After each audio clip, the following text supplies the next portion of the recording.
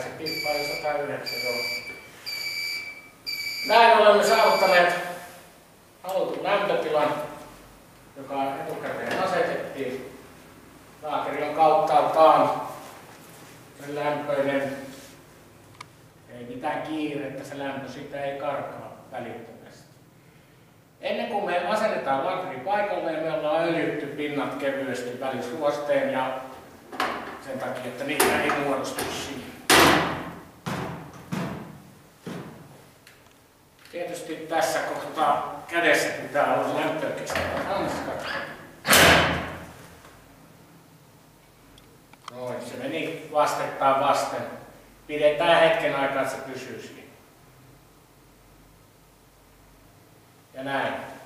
Nyt annetaan jäähtyä omineen, sen jälkeen laitamme lukitukset kiinni ja asennus on tehty. Ja loppuvälyksen mittaaminen on oleellista. Että siellä on se välyys, mikä meillä oli tavoitteenakin. Tässä tapauksessa 0,35.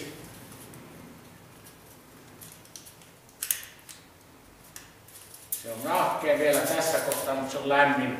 Oikea mittaus suoritetaan vähintään 3 vierintäelinten kautta tangentin kohdalta.